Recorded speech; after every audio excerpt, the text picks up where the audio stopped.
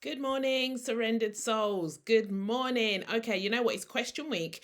And so yesterday I gave you a little bit of a brief overview, but today we're getting right into the good stuff. So the first aspect, there's four aspects. The first aspect is every problem is actually a question trying to be asked. Now, I know that seems a bit like out there. And when I first heard Michael Bernard Beckwith talking about this, I was like, really? Um, and I was talking to about with one of my friends yesterday, and then I also talked about it in one of the client sessions I did yesterday. And I gave them the full rundown, and actually they said to me, "You know what, Nadine, that makes a lot of sense." But it's not as easy as it sounds. So, because they're working with me, I was able to take them through the process. You're just going to have to follow along, do your best. If you've got questions, throw them at me, email me, whatever it is. But let's just go with it. So, every problem is actually a question trying to be asked. Now, like I said, I know that when you've just got life going on, when you're just in the thick of it, your child is upset, school has been a nightmare if you're one of my teacher colleagues, work has been a nightmare, something has happened with your partner, something is happening just with you personally. It doesn't feel as if the problem is a question. It feels like the problem is a problem. And it's natural to be asking, why is this happening? Like, what is happening? Why me? All of that. It's easy to answer those questions. But what if we ask a more empowering question? So, when we say that every problem is a question waiting to be asked, what I'm actually pointing you towards is a direction for personal and spiritual growth. So, what I'm saying here is instead of saying, why is this happening to me? What am I supposed to learn from this? What is this experience teaching me? How can I grow through this? Now, that's easy for me to say because I'm just trying to give you some generic outputs, right? But so let's say, for example, that you've got like a difficult colleague at work and they're always trying to undermine you. You work together on a project and they try and get it to your line manager first, so it looks like they've done more, or in a meeting, they try and talk over you, whatever. So you've got all of this stuff happening with your colleague. That's easy to be like, there's nothing to learn here except that person needs to stop their nonsense. I get it. I do get, and I have been there. But what can you learn from this? So it might be, maybe I'm oversharing. Maybe I'm not as proactive in shining my light.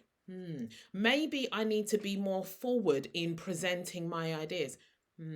Maybe I need to let them say what they're saying and do what they're doing because I know that given that it was my quality idea, nobody's going to deliver it as good as me. So instead of me worrying about what they are doing and how it makes me look, I can worry about making sure that I develop and produce my best work and I deliver it in my best way. And even if somebody does all of their stuff in the meeting, it's my idea though, is it? So I know how to add the little tweak. I know how to just make it pop. Okay. So what I'm saying is it's not about doing something that changes the other person. It's about doing something that changes you.